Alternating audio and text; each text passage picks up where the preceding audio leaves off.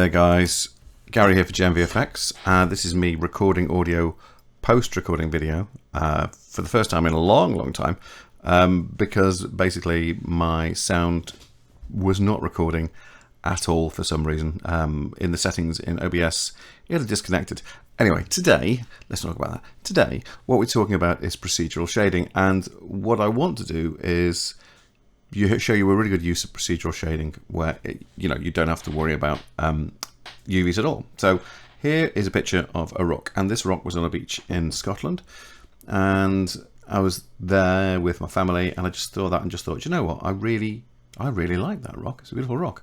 And I started looking into the actual surface of the rock and trying to understand what it was and how I could basically replicate it in 3D, as you do.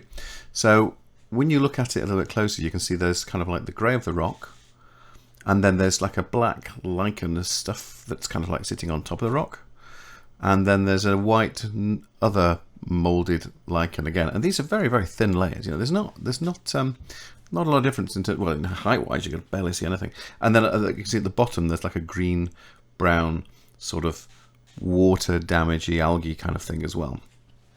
So rather than build the entire environment, I've actually already gone ahead and built the ground, the beach, and I've got some little shells and stuff, and little bits of dirt on it. I'll just open it now. And it's not a very big scene, hence the quickness of opening. And you can see there, you can see the sand, and you can see if I just turn off the wireframe, you can see where I've done the beach. So it's got a height shader on it. So as it gets below 0, it sort of like looks wetter. And because it's kind of like a dune sort of, it was a dune landscape, you can see how it's like there's water staying in like gaps a little bit on some of the dips further back. And so we get that kind of like wet sand, dry sand kind of thing going on, which is, it's a nice little, I'll probably end up doing the shader at some point.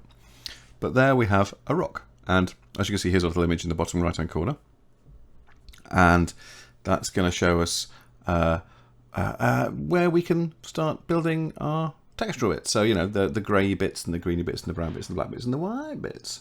Oh, I can drink tea and go backwards and forwards this way. That's good. So basically, I'm going to start by looking at the grey pattern there. And so we're going to do that. We're going to start with a brand new shader. And then we're going to do the rocky bit, and then we'll do the black licheny bit, and then we'll do the white licheny bit. And it is kind of like layers of lumps. Layers of lumps. And because of that, there's a very good way of breaking things up and dividing these things up. Right now, I've got a principal shader, and it's all ready to rock and roll. And the best way to divide colours, or textural elements at all, is to basically do it with a MixRGB. So hopefully in a second I'll remember. I'm going to create a MixRGB node. I'm touching the add button. There we go. Not in texture. No. Oh yes. What was I doing first? Yes. We're talking about the base rocky feel. So basically, the first textural thing to give an idea of is that base rock texture. Now, Musgraves are great because if you scale them up, it's kind of like a reverse. And that's me just putting on some texture map and coordinates. By the way, I press Ctrl-T with that. That's using the node wrangler. You can actually see on the UVs there that it's kind of got just a smart UV unwrap. So it's not like it's nothing fancy. It's just like you would do on a lot of like game models and stuff. If you're building things with procedural textures, you create UVs and then you just drop them on. So with the generated ones there, you can move the object around. Those UVs still stay on it. They don't really, not UV, sorry, that texture stays on it. And what we're going to do here is we can increase the scale size, which is kind of like a reverse scale. It's like saying, how many items do you want to see? If you know what I mean. So the higher the number, the higher the things you see on there. So let's kind of start messing around with that and increasing that, getting to feel sort of like that, sort of like kind of smoky-ish kind of thing. And then it's like increase the detail. You can't really see how the detail's been increased there. You can see it a little bit, but then if you reduce the dimensions and keep bringing that down, you'll start to see it basically breaking it all down into tiny pieces. Now, when we get down to this sort of point, you can really see it looking a lot more like a rock, which is kind of similar sort of the grey stuff underneath. But obviously, what we've got there is just black and white map. Well, actually, it's not black and white, is it? Because I think I've mentioned it before. A Musgrave, the colour values start at less than 0 and go to over 1. So that all the information gets kind of lost. But what we can do is we can muck around with that and make sure that it doesn't get lost. What we can do is we can add a color ramp to it, so we can change our colors, of course. But if I just show you the height there, you see how it's totally black there? And then if you kind of like, you put the color back in, you get these shades of gray. Now, that's because that black value is actually physically less than 0. It's like a really, really, really black. And the white level is a little, the reason why the top white cell looks slightly gray is because the actual, the top value is a little bit higher than 1. There, you see? So it looks like we're getting more black and we're getting more white. We're losing these lovely levels of grey. So we want to be able to play with all of that colour space, all that range. So what we need to do is remap the range. So at the minute, the map range there is set from 0 to 1 on the minimum and maximum, and the out point comes out as 0 to 1 as well.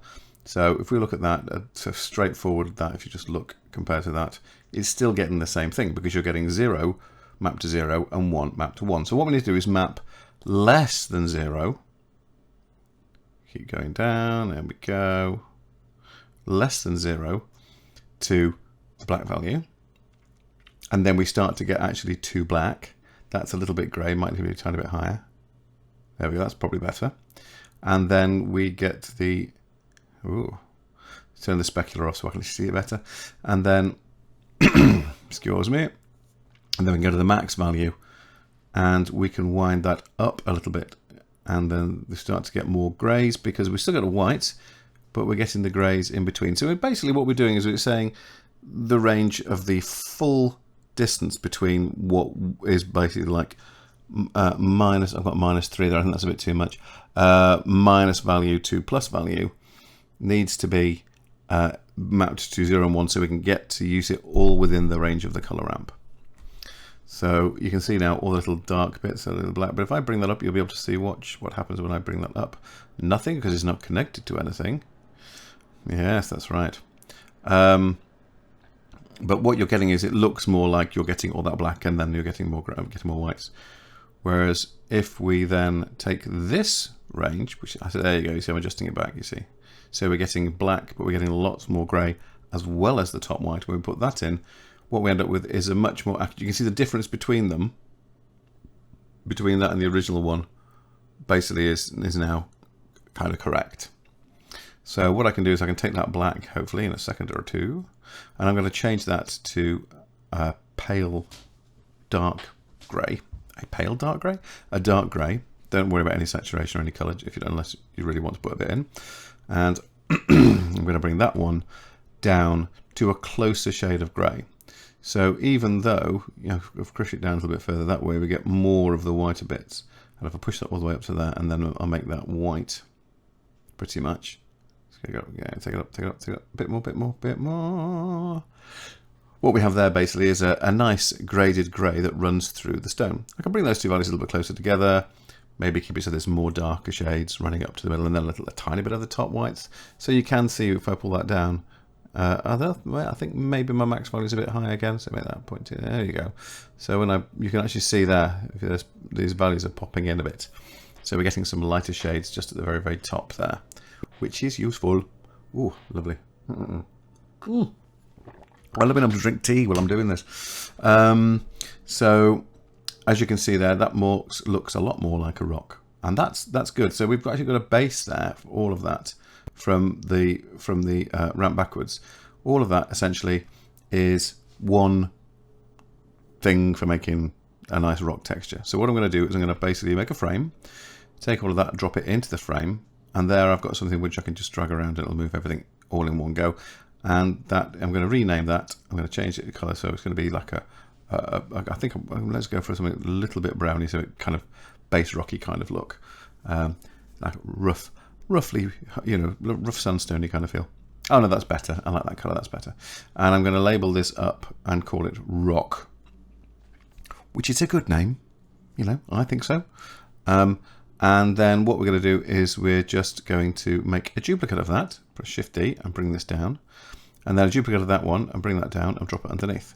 So we now have 3 versions of the rock, but each one is going to be different. So that rock one, that with the capital K at the end, and this one is going to change that to black lichen. Let's put a capital N on that. So capital B, capital N. I think I got a capital B. Nope, I've missed it. Oh, I'm putting it in. There you go. Aren't I clever? And then bring that down, the background down, so I know just at a glance straight away that that is my dark lichen. And then I'm going to go to the other one, make that white lichen, with the capital L on the end. And I'm going to change the color here. I'm going to make this white, or at least paler and less saturated. So what I'm going to do, we know that was right. We know that one's good. We know that's right. So let's leave that one as it is. And let's change it for the black lichen like this. And let's go into here and let's adjust our colors. Now what I'm also going to do is I'm going to move to the locations. I'm going to shift them.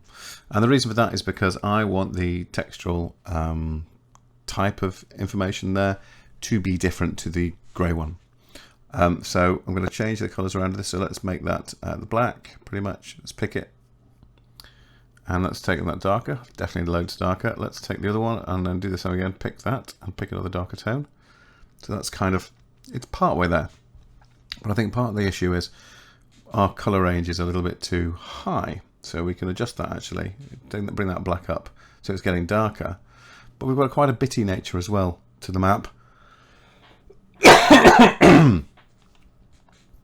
So let's bring those down a little bit, so I can see where the top is. The problem is that my value is not too high, so let's set that to 1. Let's bring that up, and I think that's not so bad. It's not so bad, but I can still, I'm still getting more, maybe a little bit too much variety. Let's bring that down a bit more. There we go, and take it up a tad. There we go. I've gone, yeah, excellent. Leave that, and then I'm telling myself to leave it in the past tense, and then I'm going to bring that down and bring the white in a touch. Don't go over. That's it. Push that back up, and then the detail now is there's too much detail in that. That's rock detail. We want lichen detail. So what we need to do is go into our Musgrave texture, and where the scale, the detail, and the dimension is, we can set the dimension to a smaller value, so a larger value, and by doing so, we make it more spotty and less broken. If you can see there. So bring down the detail a bit so there's not too much broken edges. And the dimension down, and look, there you go. That's pretty much like the lichen. It's totally black, but there's like small areas of white in there as well, which is quite good. It's actually quite useful as well, this is, for making stars, because if you want to, you can really push those points up in the white. So that white section would be right at the very, very top, and that black would be right next to it. So that value would literally be 1, and the value of that one I'm moving right now, that would be like 0.99. So here we go. That's our lichen. I put a little bit of brown in that, so it just feels a little bit, maybe a little bit too dark. Yeah, there you go. There you are, lovely. And so that's our lichen. That's good. So now we're going to do the same thing. Let's move this out of the way. And let's bring up our white lichen, or as I like to call it, lichen. And I'm going to take the color, I'm going to drop that into the color. Come on.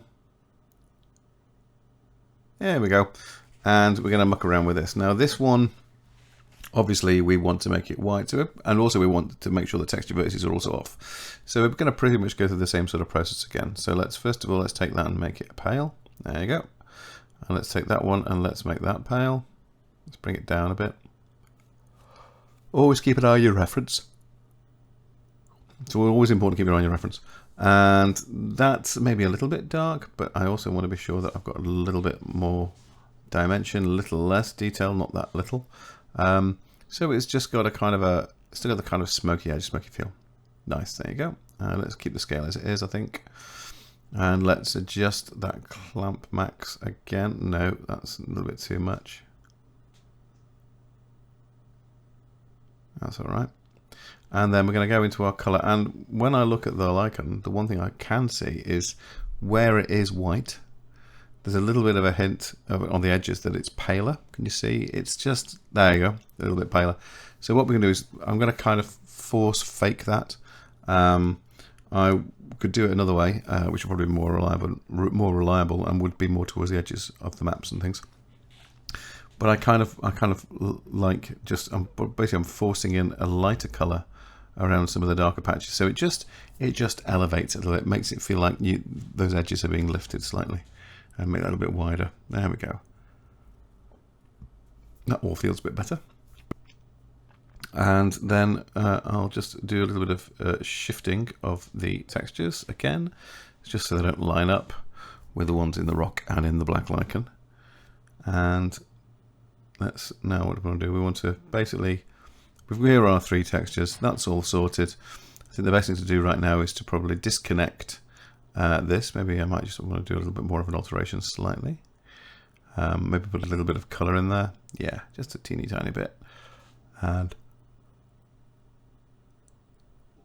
it does help a little bit when you do that sort of stuff. It just, sometimes it can just elevate the whole thing if you just put a little bit of color in. So it's almost like, it's not white, it's apple white. It's that kind of thing. So that's all in there now. It's a little bit of green there. And I've got all of my colors, and now is the time where we want to start talking about how we're going to separate these off, because we do need to layer them up. And that's where, put in quite simple terms, we need to start building the shapes that create the shapes, and also how to combine them together. So in the color panel there, you can see under there, you can just see a MixRGB. So let's open one of those. And the base colors are both white, so let's change one to red, and let's change the other one to blue. Let's drag that into the base color. And what will happen is when it connects up, it'll go purple. So factor in 1 and it shows color 2, factor in 0, it shows color 1. So if I bring it all the way down and then all the way back up, I put it all the way back up? I can't remember. You've got all different types of things, but we're just using mix. We're just dividing it. So we need to divide that with a color of texture, or a texture with a black and white color. So what we're going to do is we're going to go to texture, we're going to go Voronoi, put in a Voronoi, plug in the distance into the factor, and straight away we'll see red and blue separated by the Voronoi. Now, obviously, it's a very soft map, the Voronoi, but it does have the ability, if whether you realize this or not, that if you clamp it, you kind of get circles. So what we're going to do is we're going to add a color ramp between the Voronoi and the MixRGB. So let's do that. So add converter. No, it's not there. Oh, actually, what we're going to do is we're going to show how to basically break up this. So we have multiple color mixes all together, because obviously we need 3 colors going in there. So what I'm going to do, I'm going to take this Voronoi and let's put another one back, duplicate it, move it back. And I'm going to just change that one ever so slightly, so you can't quite match it up with the other one. And we know that color 1 is the background color, so let's take that color, plug it into color 1. I plugged the color 2 first, that's correct. And then I think I changed it and deleted the other connection. I think, yeah, you go. And so what we've got now is we have 2 white patches with 1 Voronoi separating them, going into the background color of the other one that has a Voronoi separating them. So what I'm going to do here, I'm going to change this one to green and this one to red. So we've got RGB values, and now you can see the way the 2 Voronois are making 3 colors appear. Ooh, match up, making the 3 colors appear on the surfaces. Now, obviously, as I said, obviously they're a bit mixed up, and you can see they look like some sort of like weird alien brain jellyfish on the beach, which actually could be quite a good idea.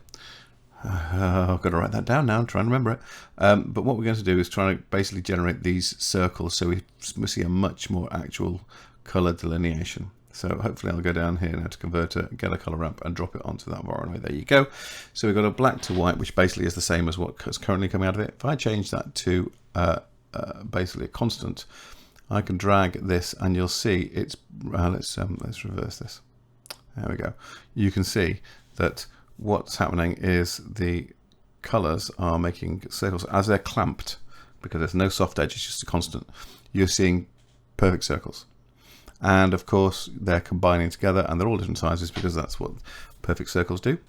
And let's make a copy of this. I think, is that what I did? Yeah, I think I did. If I change that to ease, let's just see what you can do as well.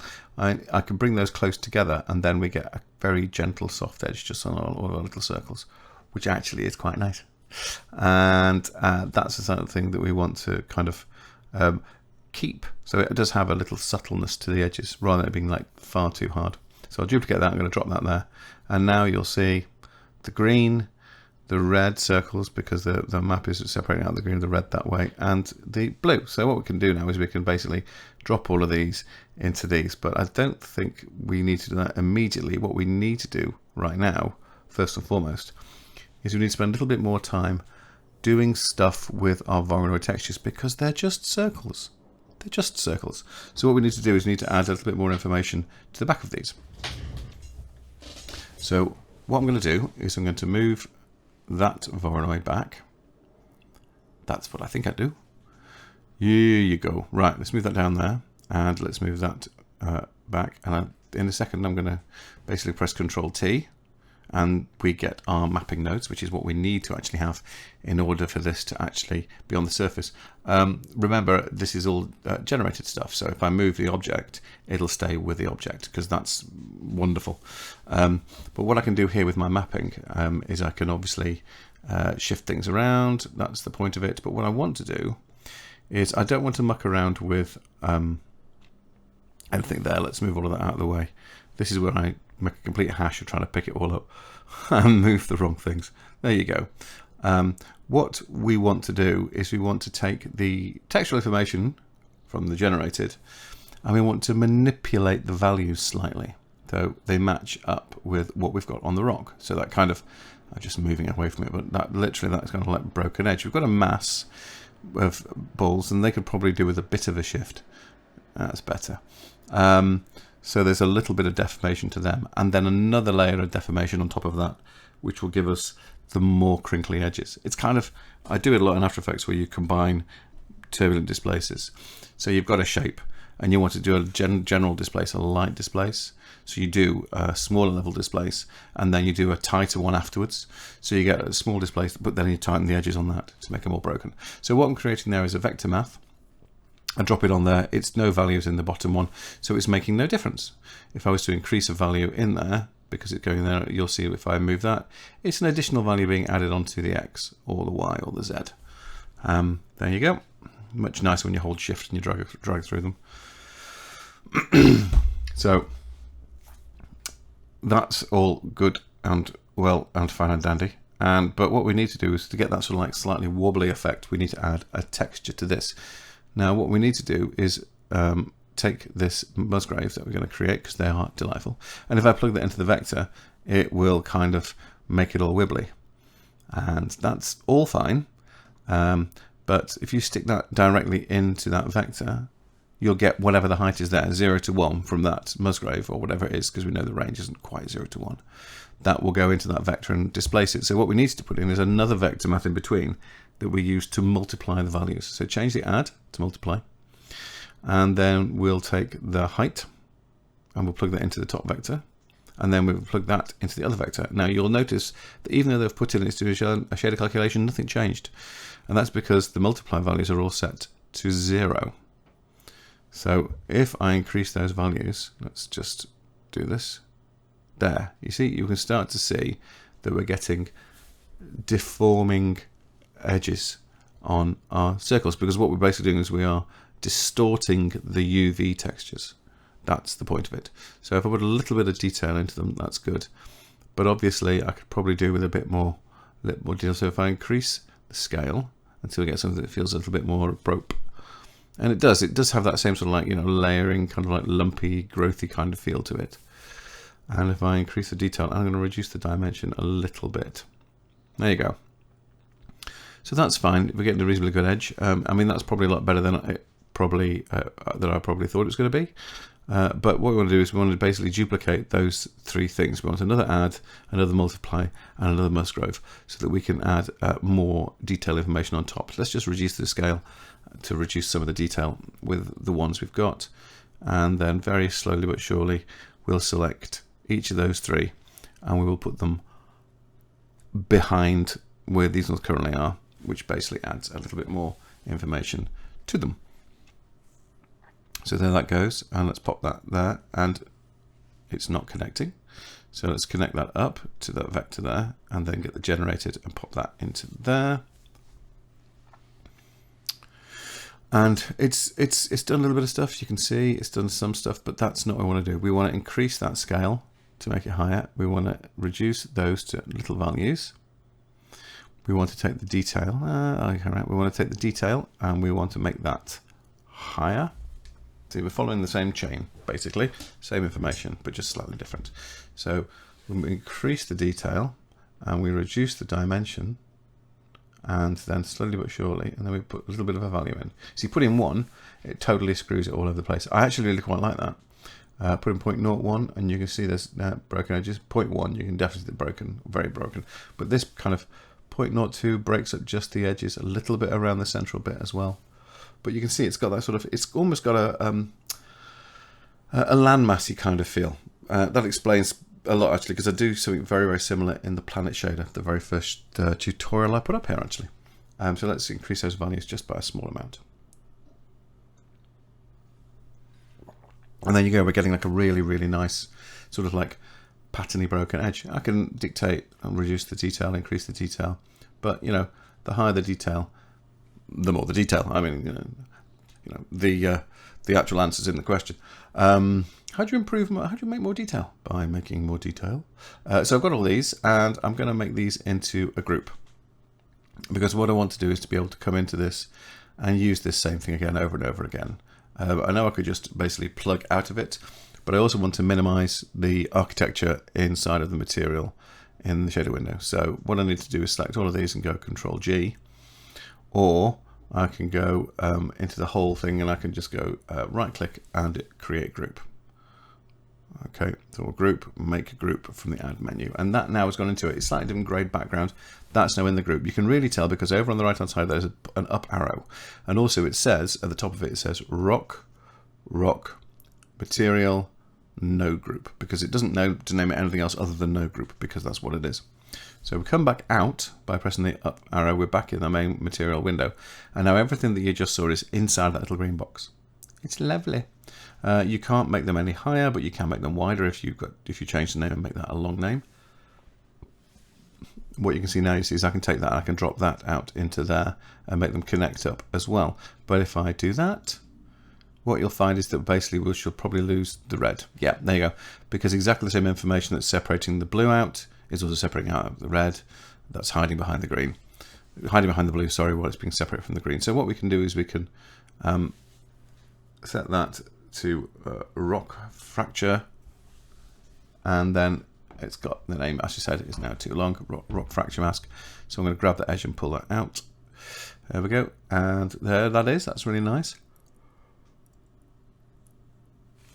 And then from this we can duplicate it, or we can go into it. To go into it, if you press tab on the keyboard, I'm going to do, there you go, so we're in. That takes you down a layer, tab does, and then the little up arrow takes you up a layer. So, but I want to get some information, I want to get some of the details and stuff actually out of the shader so I can use it. And this is where geometry nodes and the shading are even more similar. You can take stuff and you can pump it directly out into the group input, which means that we can affect things inside of the group node without actually going into it, which is just a little bit top. So I'm about to connect up the rotation and the scale, and actually I think I disconnect the scale. I'm not entirely sure, actually, I'm trying to remember now, so that we can actually adjust it. So that's one connection up, and then I take that one, the rotation, drag that down. Oh, scale, there you go, I did connect scale. And then if I connect rotation, and I do it actually inaccurately. But I can, what I'm thinking about doing there is attaching the scale of the Voronoi, but if I'm already connected scale up, I don't need two of them, it would be silly. But what I've done in effect is I've created a vector there. So if I was, sorry, not a vector, sorry, a float point number. So if I drag that into there, what that does, it plugs a float value into a vector. What that means is it takes one value and it puts it into all three values as and when you make any changes in that. It's like one fits all. So I'm going to change that from scale. I can still see its float there. I'm going to change that to rotation. There you go. So if we come up here, you can now see we've got location. So I can manipulate the location and the rotation, all the values going to rotation, which is actually fine because it's got to be random anyway. but really it probably would have been better if it was a vector. And you can see, there you go. You can see that I'm also changing the position of it. Now basically these are still all running through the same basic texture vertices space, so things will line up. So if the red goes through a similar point, it will also fracture in a similar way, which is kind of what would happen if you're on a rock, because it will sort of like fill in the gaps, which is kind of what they do. And then it doesn't matter where it exists actually in the node group, because it'll always still be outside the node. It just makes more sense to have it further back. Yeah. And then I can say, right, well, maybe I want to take some different information. Maybe I want to take anything to do with the scale or the dimension or the detail and plug that in there. Then that can go in there as well. Or I could take the vector values in the multiply and use those outside. Well, that's a good thing. It says vector there, but that's not what I want to call it. It needs to be something to do with the edginess. So let's change that to edge vector, which kind of makes sense. So we can shift, again, the actual Musgrave somewhat. Now the default's set to 0.06, so we can set that to 0 if we want to, which kind of makes more sense if you do that. There's all sorts of lovely little sets of stuff you can do in the group nodes of this sort of stuff. And then when you're ready, to give you an idea of how all this works, we can pop back by pushing the up arrow, and now you can see it all visible in there. So that's actually a whole separate node. So there you can see if I increase the edge vector, it's kind of a scaly kind of thing, pretty much. But it's it's another way of an informational thing, which is fine. So what I can do now is I can take that group node, and because these are not clones, these are just copies, I essentially can duplicate that, and I can stick that into this one down here, which separates the green and the red, and it shouldn't change anything because it just connect up. Yeah. Oh, just connect up. Let's try that again, shall we? Come on. There you go. As you'll see, the information right now is the same coming out of both of them. So what I can do is I can say, right, okay, well, let me adjust the location of this map in relation to the other one, so it exists in a slightly different place. So I can go, there you go, and now you can see the green for the background, which is color 1, the red, which is color 2, and the blue, which is the other color 2 from the top level. So there you go, we've now got this funky little thing. And again, I'm going to frame it and keep it as a little groupy thing because it's just neat and tidy. And if, for example, I wanted to duplicate this, which I'm going to do, I'd rather have it inside of a frame so I can go, all of that stuff I need to duplicate, and it'll just do it for you. Frames are very useful. They're also tidy. So nice and tidy. Yeah, so you can see there we've got like a nice little group doing lots of lovely things, making me happy, making the world a better place. And then I'm going to do some duplicates of all of that. So let me just select everything in this bundle here, hopefully. And come on, today. There we go. And let's go Shift D. There we go. Bring that one down here, so it's out of the way, and then select all that one, and then do a Shift D on that. So because we might as well. And then we'll start using those to start layering up some of our stuff. So now we've got most of the things set up there to do all the color reconnecting. And what we're going to do is connect this up. So let's get the rock first, and let's plug that into the green, because that is kind of our background rock. Let's the shaders just do the little updatey thing. There you go, so there's our rock, and then we take the black lichen one, and we're going to plug that one into our red, which is our mid one. So get the color out of that and drop that into the red, and that went in nice and quick, even from that distance. I'm quite surprised. And there you go. And now you can see all of that sitting on top of that. And now we're going to take the white, and let's just move a few things around so we can actually get that into place. Oh, don't want to cross those over because they might join up. So let's try and do this sensibly, and I probably won't be able to. No, come on. And I will get out in a minute, bear with me. Oh, there we go. So let's pull that out of the way. And it's awful when I can't even edit myself because I'm having to record over the top. So let's take the color out of that and drop that into the blue, and that should connect. There you go. And now we have all of our rocky bits that look like that. But looking at it now, I can see where I could probably do with a bit of black probably do with a little bit of black inside of our white, because it just now looks a little bit, it looks just far too white. And I can see our rock would probably do with a bit more info as well. Let's lift all that out of the way there. Let's start to move these up. I don't like it when wires tend to cross. You can actually put a little knuckle in the wires. I think it's control and right finger mouse, I think. And that will basically put a little sort of like little nick, a little circle inside of your thing, which allows you to which allows you to link it to multiple things, which is good. And what I've done now is I've just brought up, because if we look at that now, that's very, very flat. I mean, let's be honest, all the shading is off it, all the specular is off, and all that sort of stuff is off that. I'm just going to make some alterations there by the looks. Oh, I am. Yes, there we go. We're going to put a little bit of black in the top. There you go. Yes, that feels better. It almost feels like some of the black lichens coming through the white lichen. I like that. That's much nicer. Giving myself compliments. This is not right at all.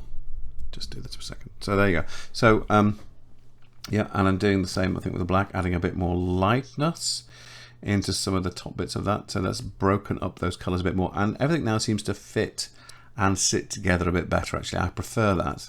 I mean, I probably could go further, but this is obviously on a reasonable time limit. We don't want to be spending all of your time listening to me and watching this. What am I doing right now? I'm making which one's that one? Oh, that's the, yes, I'm making the actual earthy bit just a little bit darker. There we go.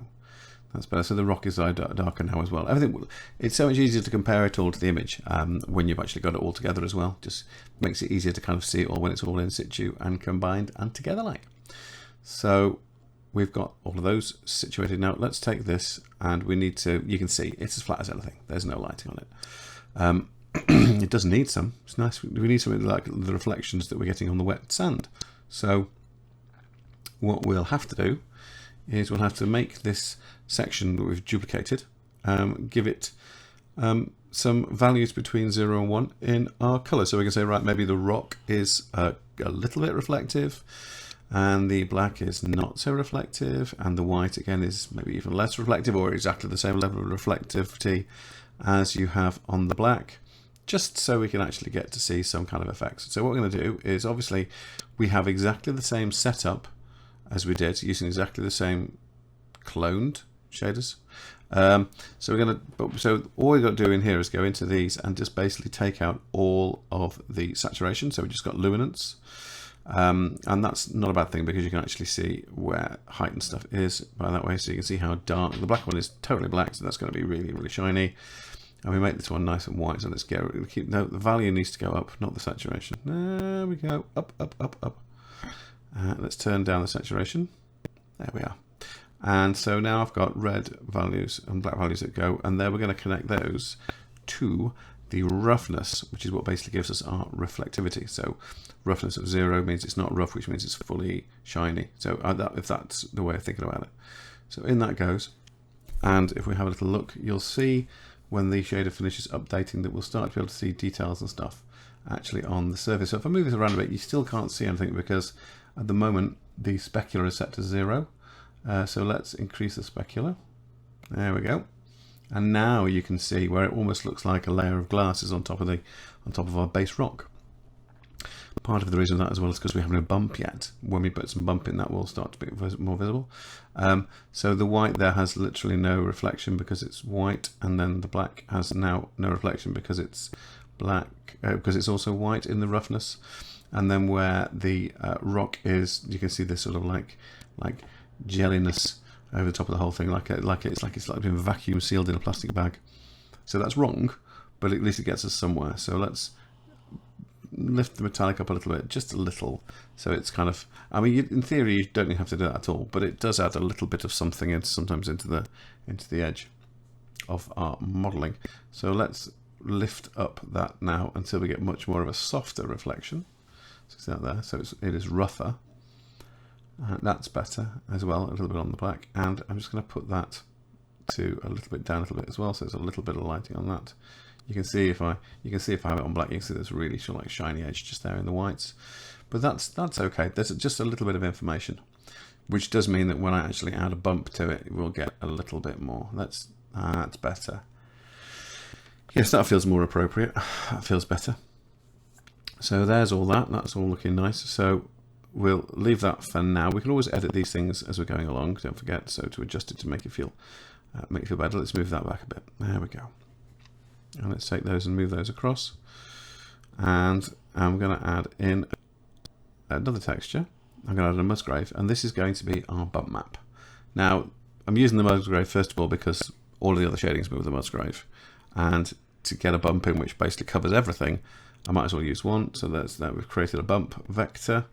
So the Musgrave can come out of that. The height of that will go into the height. Yeah, not into the strength, into the height, that's right. And then the normal goes into the normal. So it makes sense. Height, height, normal, normal. And then we'll see lots and lots of detailed poof over the entire thing. Won't we? Well, we should do. Until we won't see much because we need to change the detail and stuff, so the scale and the dimension. And, you know, that's not bad, actually. For a first drop on, that's pretty good. I'm kind of happy with that. Yeah. But obviously, the heights aren't right. So the rock would have a certain level of height, and then the black would have a little bit less height, and us with the white, because they're kind of on top of the rock. So they're kind of a flatter finish to them. So what we need to do is find a way to separate off the heights to be different values. Oh my days. We have got that.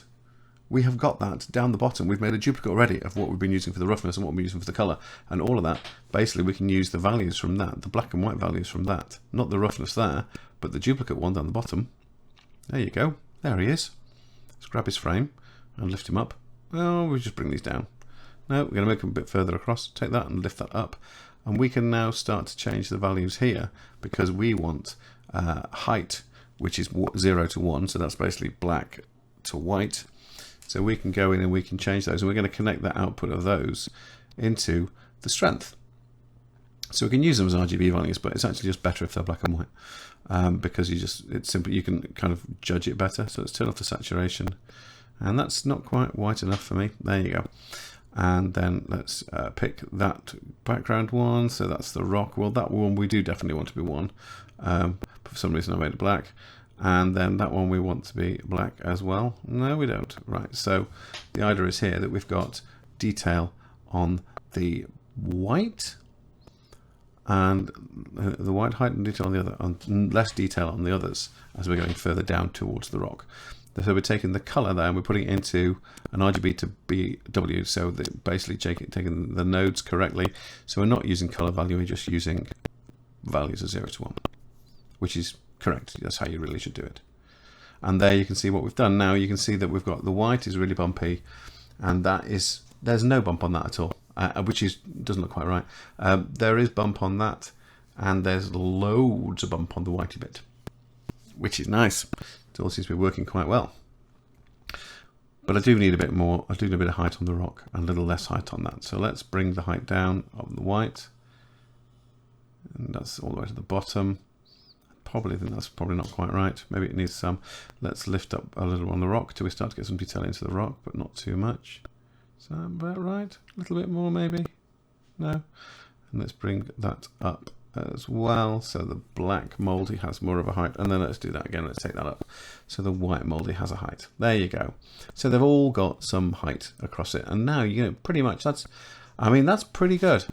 That's not bad at all. That kind of looks like our rock over there, and that's the kind of thing we were talking about. You know, we've actually got the makings of a totally procedural shader on the rock. Not a single thing there is relying on texture UVs or anything, which is really, really nice to see. So I can now adjust the values of this just to kind of muck it around with it a little bit more, just to try and see what we can get in there.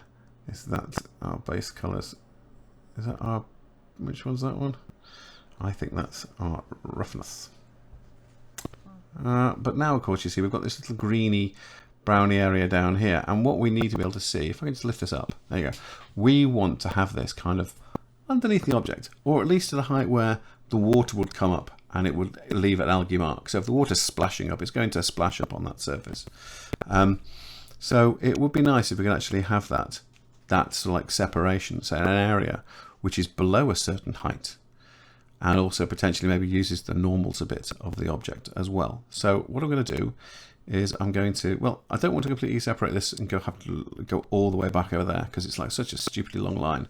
So what I'm going to do is I'm going to basically put a cut in that line, which isn't actually a cut. If I do it initially, if you do it one way, you cut it. So if I just do that, and it's the right hand mouse button with the control, and that disconnects it, or is it the shift? That's the shift with the control, and that disconnects it. And then if I reconnect that and I just do it again, I go control, right click, what happens? Boom, no, come on. Come on, right, there we go. And it's gone over it and it's created a little dink. And I've just created another one for some completely unknown reason. Let's zoom in. So let's delete that one, control X to get rid of it. And then that one there, you can't, if you want to move that, you literally have to press G and drag it and shift it. So let's move that up there and let's disconnect. So that's still up there, I can still see it, but all the other stuff is all the way out of the stage.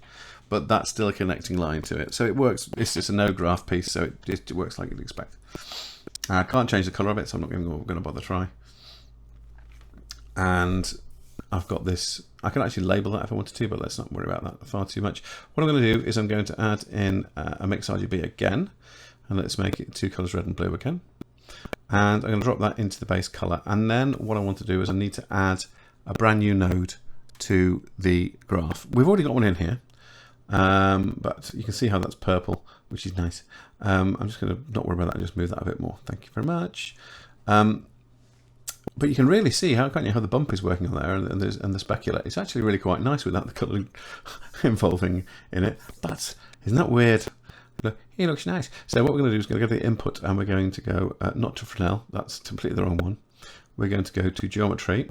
Pick one of those. And if you look, we've got position, normal, tangent, true, normal, incoming, parametric, back-facing, pointiness, and random per island. And they all have a very good use. But say we wanted to get the positional data. So you wanted to have any value between 0 and 1 going across from 0 in the origin up to 1 in the X, Y, and Z. You'll get a color ramp running through three-dimensional space. So basically that front part we can see right now at the bottom there where it's very red, that bit down the bottom there, that essentially is 0 in world space, and then grading up at an angle across all three axes is where the thing goes blue. So that's kind of like a three-dimensional line, if you see what I mean, because you're getting the data from all three. But if we need one in particular, we just go and we go separate X, Y, Z, drop that on there, and it's automatically collected to the first one. So the vectors go in and the X comes out, and you'll see in a second, there you go, that is now along the X axis. You can actually see the little X axis in the corner, and you can see that it matches up. So where 0 is, you can actually see there's a 0 where all the blue is, up until the point where it starts to go to the red, where it maximizes and becomes the red at 1 in the X. So if I was to move that object, that would not change. It would it basically would swim through it. So if I change that to the Y, you'll see, to match the Y axis, you'll see front to back. There we go. So you can see where the origin is. You can see where the color change starts, and you can see it goes to the red line there. So that purple grade between those two lines is the 0 to 1 in the Y. And now if we do the same thing in the X, you're going to get a 0 to 1 in the X-axis, which is vertical across the object. Now this is where it starts to get clever. It was clever before, but what we've got is that is actually saying the positive X will be visible at 1, and 0 will be visible, the red color or the 0 value will be visible at the bottom. So what we can do here is we can add a map range, and then we can take those values that we've got there and we can force them to be close to it, force them to be close together. So we can say, right, well, the min is 0, the max is 1. So let's set that to 0.5. So it makes it start at 0.5 and make that to like 0.51. And so it makes the blue, you change to blue at 0.51. So there's a very, very tiny, teeny tiny ease between those 2 points, which means that we've got a way of putting texture into our shot again. we can take all of our elements and plug those into the blue, all the color stuff we've already got, and then have red on the bottom. Now, if I just increase that value, you can see it's increasing it across the length of the object and tightening it up. We can do all sorts of things. We can invert it as well by taking the min value above the max value. So you can also, you can reverse it in there as well. But we really want it to be at this sort of like sand level where we get this stuff, and up the sides a bit. Now that's great. So that's it's really nice to be able to do that with the position. What we can also do, of course, is you'll notice that we've also got normal. So you see now I'm moving the rock, and it's actually pushing itself through the placement into the Z of the actual height. So you can see that's never going to change. So I can pull a rock, put it halfway through the ground, and the algae will still be on the lower face on that side. But as I said, what we've done there is we separated the position vector. So we just got the Z from position. But if we change that to normal Z, what's going to happen now is anything that's got an edge that's pointing upwards will go blue, and everything else will become red. So we end up with this kind of like sort of like we need to make sure we have just red on the bottom or blue on the bottom, depending on how you want to do it. So that's what we've done there. We've inverted the values a little bit there, kind of, not properly, but what I mean is that we've got red values that are coming in. Let's just shift that around a bit more, change those a tad, I think. Yeah.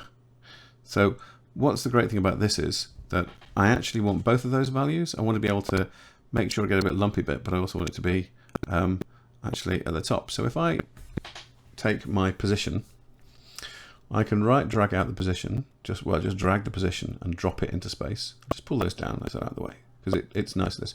I'll drop it and let go, and I'll just type in set, and then I can set the range, separate there into the XYZ. I'll then grab the Z on that one and drop that, and I can set that to map, and then particularly pick the map range like that. I can then, let's move that out of the way. Go away, thank you. And we take that one, and then we can basically say, right, well, that's my one color there, which is a nice soft blend. Let's just tighten that up a little bit. So that's anything below is red. We get that. So there's definitely going to be dirt on that. That's it. Stop there. That's good. I'm talking to myself again. But so we want that, but we also want there to be that little bit of variation based on the actual angle. So we get little patches that have also got it. So what we need to do, we need to find a way of combining this so the blue areas are on the right hand side because they're hanging at their tops, they're built in. So what we do is create a math node, and we want to force it to be a combination of the hottest points and everything. So we change it to a maximum, and it merges all those hots together, all those whites together. And what we get now is we get a combination, if I just plug it into here, of both those maps. So we get the line that's going up, and then we also get the kind of grungy off normal values as well. Do you see? So the blue bits are where it's pointing up in the Z, which wouldn't necessarily get as much grime as the bottom bits. They are now going to be green. Go back to going to be blue. Green? Where did that come from? So you can see there are some levels of patching where it's all a bit sort of like, oh, no grime, a little bit of grime. I really like it when there's a little bit of a harder edge, but I think I'll probably wind it out because I know what I'm like. There you go. That's quite nice, actually. So what we can do now, of course, is we can say, right, well, I can twiddle and mess around with these for ages, and obviously I will. But we are obviously getting close to about an hour now, and nobody wants this. So you can see all the red underneath. And so what we're going to do is we're going to start and re-plug in our colors. So let's take these and let's move all of this back. Come on. And I've just pressed Control G to group those. So they're now a no group. I just have to leave them there. I don't particularly want to mess with them. I'm done. It's smaller. Let's just call it sensible, like dirt edge. There you go. Dirt edge sensible. That can't be me. Why did I do that? And then what we're going to do now is take the color. I'm going to drop that color into the blue. So that's all of our rock now, and we'll see the rock, and then we'll see the red. Now, really and truly, what I would do would be I would be doing a bunch of textural stuff to get that algae to look really nice. But basically what I'm going to do instead, in this instance, is I'm going to take a MixRGB, and mix some color over the top of our original textures and plug that into color 1. So let's go color, let's go MixRGB, there we go, let's take that, drag that into that color there, so that's the background, put it into there, and you'll see that it's going to go white, a grayish white from our masking. So let's have a look. Ooh, there it is. So you can see now it's gone grayish white at the bottom. So let's just change that to a different color. Let's change that to something a bit more visible. So that's a green. It's a bit of a grimy green, I think. That's okay. But the mix is currently at 0.5. So if you push that up, we're getting more green on top of our grey. So let's make that a little bit dirtier. That's more like the algae color. We've got a little bit green still. Little bit too much blue in there possibly. But you know, that's it. That's kind of it. It kind of does what we want. So we've got the rock, and it's in a similar thing. It's in a similar style. It definitely is procedural. I could make another rock, and it looks right and fitting in the space. You'll probably notice, by the way, there's like a halo of different coloured sand around the rock. It's just around the bucket as well. I'm using using occlusion on that shader on the sand, so that if I have an object that goes in, it changes the colour of the sand, almost as if it's compacting it and make it look a little bit darker. So if I was to move that rock around, for example, which I will do in a second, I'm sure, you'll see that patch of sort of like colour going around. And again, that's all because it's occlusion, it's all procedural. It's got nothing to do with a texture vertice or anything. In fact, even though there are texture vertices on that sand patch, I'm not using them at all. Not for the watermarks, not for the dirt. I'm using a geometry node on there, which I've put all the little shells and rocks on there as well. So that it looks even more like a proper beach, because you do get lots of different sizes of sand and stuff. But you know, at the moment we've got all of this stuff set up in here, and it just means that it's all nice and functioning and clean. The best thing is, oh, there you go, look, you see that dark patch just goes with it, you see. I can push that into the rock, I can lift it up, and it still has that darker patch. And then also we reach a point where we start to get the green, because we're getting the underside of our rock. Undersides is where all the green gets like collects and stuff, so that works well. So if I wanted to, let's just give that a name. Let's call it Proc Rock. Proc Rock. Yeah, man. Rush. Or what's the other one? I've forgotten this. There's another prog rock band that I always listen to. I'm going to create another rock. Let's get a rock generator. Let's make one. Let's change the scales, and let's just drop just one in there for now, and see how it looks. So I'm going to bring this. There we go. Where is it? There it is. Okay, I'm just going to pop it back down by pressing undo, because I don't want to move it away from its origin. There we go, and let's put that there, and let's just move it around so it goes into a different place. There we go, and I lift it up, and let's go back, and let's don't need an empty. We're not going to do anything to this, are we? Yeah, we are. We're going to bake it, so we're going to convert to mesh to get rid of all of its, absolutely every single piece of all the messy stuff. There you go. So now if we go back into our camera view, hopefully we'll see that rock, and I'll put the shader on it, and you'll see it looks completely different per rock, and it does, because it's been built at a slightly different place. So let's put on Proc Rock, and there you go. That's a different shader. So you know, you can see a little bit of green on the edges of that right now. But what we can do is, obviously, we can create more of these. So let's do that. Let's create more. Let's create 4, and we can just make sure that the shader is on them all. But I've done this slightly wrong for some reason. I don't understand why it's not working. If you press Control L, you can link information from the object. So you pick one object last, and then what you can do is you can have all of the other ones have that material linked onto them. But I've got a funny feeling you picked that one first and then picked the others. I think it's an order thing. I think I've kind of done it wrong there, which is why I couldn't get it to work. And all of my rocks are currently in bucket, and I'm going to move them out of there. So let's take all of those and drag them into my beach collection. The beach collection. This summer's quintessential beachwear.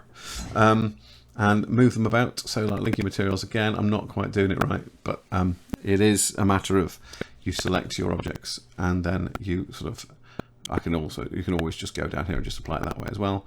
It's just the one shader. If you want to make it sort of like change around a bit, basically the best thing to do is to pop your object in edit mode, move the polygon through world space, and then when you're happy with what the texture looks like on it, then you can basically apply the origin, and then you can move it wherever you want to, and the textures are different. So So it's very clever, and it's like I'll just scale it up, and then we go back to the object, and that's a really funky rock. I like that one because it's got lots of different. It's got some weirdly sharp edges, which are cool. Edges are cool, like feathers are cool. So I'm just basically now just setting things up so we can kind of see what it looks like when there's multiple rocks. I also made one other change actually to this after I'd finished doing this, was I added another MixRGB just at the top, and I'll explain briefly while I'm watching myself moving rocks around. I'll explain briefly what I did.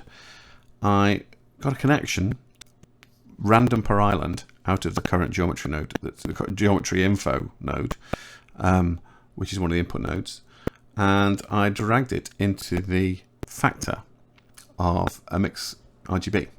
I put all of my textural shaders into one, and then I put a slightly different color, a darker shade, into the color 2.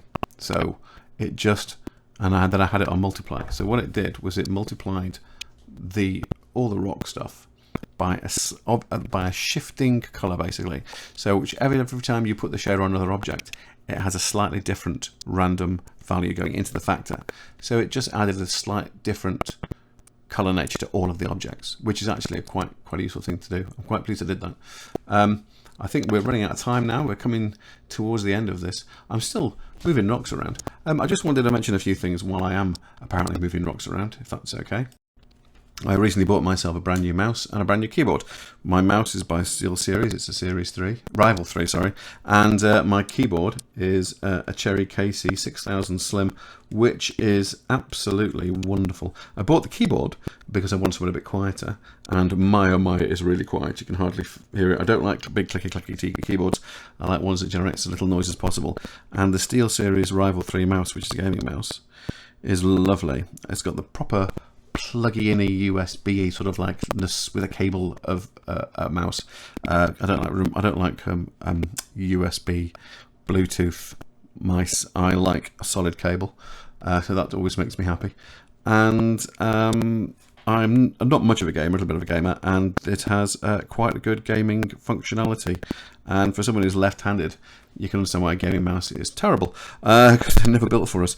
Now, I hope you've enjoyed this. It's been lovely doing this, even though I'm recording the audio as a secondary thing because I made a boo-boo. But listen, it's been great. I hope you've had some knowledge and information from this, which is helping you to do more good things in Blender. Take care, guys, and I'll see you in the next one.